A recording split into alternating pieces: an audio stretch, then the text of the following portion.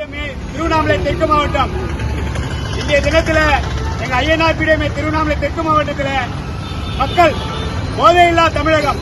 இன்னைக்கு பாத்தீங்கன்னா நம்ம சமுதாயத்துல இன்னைக்கு இளைஞர்களுடைய வாழ்க்கை ரொம்ப சீரழிஞ்சிட்டு இருக்கு. இந்த போதையினால நீங்க ஒவ்வொருத்தரும் இந்த போதைன்ற ஒரு விஷயத்தை தவிர்க்கணும். முக்கியமா தாய் தகப்பன் தன் பிள்ளைகளை முக்கியமா கண்காணிக்கணும். எங்க போனாலும் வந்தாலும் இத்தனை மணிக்கு வாப்பா, இத்தனை மணிக்கு வீட்டுக்கு வாப்பா போப்பா, இந்த டைமோட கண்காணிங்க. பிள்ளைங்க என்ன செய்யறாங்கன்றது நீங்க கண்காணிங்க. போதையில நீங்க பிள்ளைகளை விட்டுட்டீங்கன்னா அவங்களுடைய வாழ்க்கை குறைந்தபட்சம் ஒரு 40 வருடம் மட்டுமே. 40-45 வயசுக்கு மேல எந்த பிள்ளையும் தாண்டாது.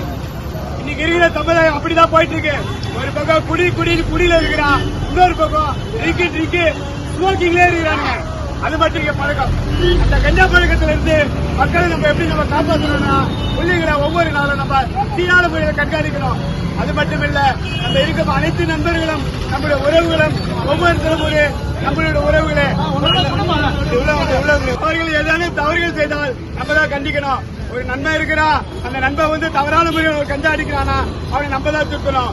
அவங்க கூட சேர்ந்து நம்மள கஞ்சா அடிக்க போறோம், தவறான பாதையில் போறதுன்னா நாடு குட்டித்தர போகுமே தவிர நாடு முன்னேற்றத்துக்கு கொண்டு வர முடியாது. ஒரு இடத்துல ஸ்மோக் பிடிக்கும் போது பசங்க ஒரு 18 வயசு பிள்ளைங்க நீங்க ஸ்மோக் பிடிக்க ஆரம்பிச்சிட்டான். ஒரு 16 வயசு எல்லாம் பஞ்சாவை காட்டுறான். நம்ம என்ன பண்ணணும், ஒரு வாதியார்களையும் நீங்க பெறமெடுக்காதீங்க சொல்லுங்க. பப்ளிக்கா இருக்கட்டும், நம்ம பப்ளிக் தான் பிள்ளைங்களை கண்டிக்கணும். அது மட்டும் இல்லாம நீங்க பசங்களை ஒரு கண்டிக்கணும்னாவே ஒரு பயமா இருக்கு. அந்த சூழ்நிலையை பசங்க கொண்டு வந்து விட்டுட்டாங்க. அந்த சூழ்நிலையில இருந்து நம்ம மாற்றணும்னா அன்பான செயல்பாடுகளை அவருடைய தீய பழக்கத்திலிருந்து அவர்களை அறவே ஓட்டிவிடணும் என்று சொல்லிக்கொண்டு இந்த நேரத்தில் எங்களுக்கு பேரணி பெரிய அளவில் கொடுக்கப்பட்டது. ஆனால் ஒரு சில சந்தர்ப்ப சூழ்நிலைகளால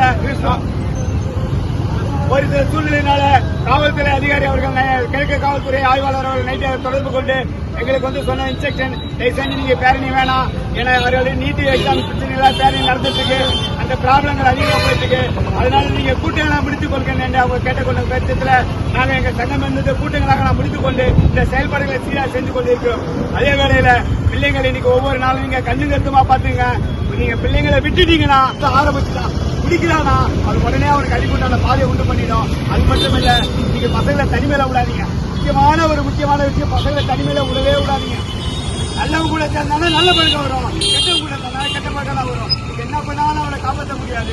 என்ன பண்ண ஹாஸ்பிட்டல போனா ஹாஸ்பிட்டல்கார சாப்பிடுவான், அங்கங்க போனா அவன் சாப்பிடுவான். எல்லா பணம் போதையை கட்டுப்படுத்த முடியாது. போதையில்லா தமிழகம் உருவாகிறதா தாய் தகப்பனால மட்டும்தான் முடியும். அவங்க கண்பிடிச்சு தன் பிள்ளைகளை சீராக பார்க்க வேண்டும்.